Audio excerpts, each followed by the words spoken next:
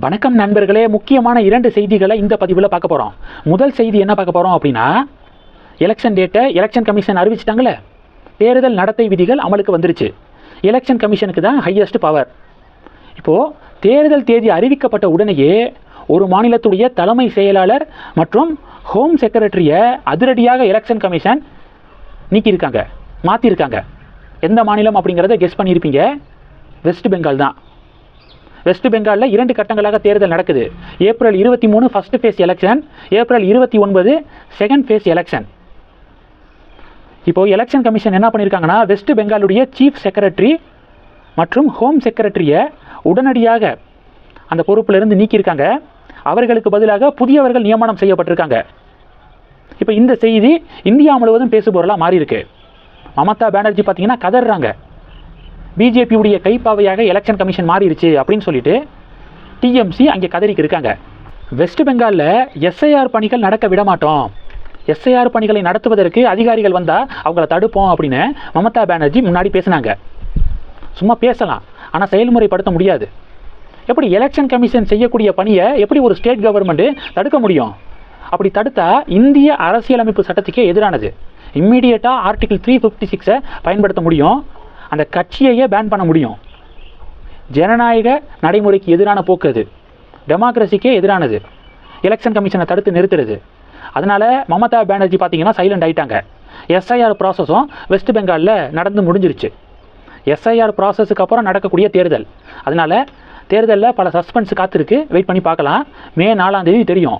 BJP west பெங்காலில் ஆட்சியை பிடிக்கணும் அப்படிங்கிறதுல திட்டவட்டமாக இருக்காங்க, உறுதியாக இருக்காங்க. பிஜேபியை உள்ளே விடவே மாட்டோம், பிஜேபி ஆட்சி அமையாது அப்படின்னு மமதா பானர்ஜி சொல்கிறாங்க. இந்த சண்டையில் நடக்கக்கூடிய 5 மாநில தேர்தலில் முதல் ஃபோக்கஸ் பார்த்தீங்கன்னா வெஸ்ட் பெங்கால் தான். யார் ஜெயிக்க போகிறது அப்படிங்கிறத ஒரு பெரிய சஸ்பென்ஸ் காத்திருக்கு, பார்க்கலாம். இப்போது மமதா பானர்ஜி வெஸ்ட் பெங்காலில் சீஃப் செக்ரட்டரி மற்றும் ஹோம் செக்ரட்டரி மாற்றப்பட்டதுக்கு இப்போ எதிர்ப்பு தெரிவிச்சிருக்காங்க.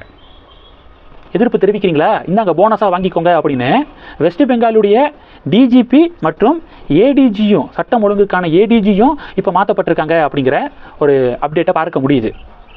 மறுபடியும் மமதா பானர்ஜி ஏதாவது எதிர்ப்பு தெரிவித்தா இன்னும் முக்கியமான சில அதிகாரிகள் மாற்றப்படுவதற்கு வாய்ப்பு இருக்குது, பொறுத்திருந்து பார்க்கலாம். அடுத்து அண்ணாமலை திமுக கவர்மெண்ட்டை மிக கடுமையாக விமர்சனம் பண்ணியிருக்காரு. பின்னணி என்ன தெரியுமா? கோவை மாவட்டம் கோவை புதூரில் உள்ள சிறப்பு காவல்படை அதிகாரி செந்தில்குமார் அப்படிங்கிறவர் பெண் காவலரை பாலியல் தாக்குதலுக்கு உள்ளாக்கியதால் கைது செய்யப்பட்டதாக செய்திகளில் வருது. பெண் காவலருக்கு காவல் நிலையத்திலேயே பாதுகாப்பு இல்லாமல் இருக்கும்போது கையாலாகாத திமுக ஆட்சியில் பொதுமக்கள் எப்படி பாதுகாப்பாக உணர்வார்கள் அப்படின்னு சொல்லிட்டு அண்ணாமலை மிக கோபத்தோட பதிவு போட்டிருக்காரு. அடுத்தது சேலம் கோரிமேடு அருகே 66 வயது மூதாட்டியை 2 பேர் கஞ்சா போதையில் பாலியல் தாக்குதலுக்கு உள்ளாக்கி இருக்கும் செய்தி அதிர்ச்சி அளிக்கிறது. பெண்களுக்கு எதிரான குற்றங்கள் திமுக ஆட்சியில் எப்படி சர்வசாதாரணமாக நடக்குது பாருங்க. இதுக்கு முழு முதற் காரணம் போதைப்பொருள் நடமாட்டம். கஞ்சா போதையில் 66 வயது மூதாட்டிக்கு இப்படிப்பட்ட ஒரு கொடூரத்தை பண்ணியிருக்கானுங்க. அப்போ போதைப்பொருள் நடமாட்டம் அப்படி பீக்கில் இருக்குது மாநிலத்தில். அதனால் குற்ற சம்பவங்களும் ஒரு பெரிய வரைமுறை இல்லாமல் போய்க்கிருக்கு.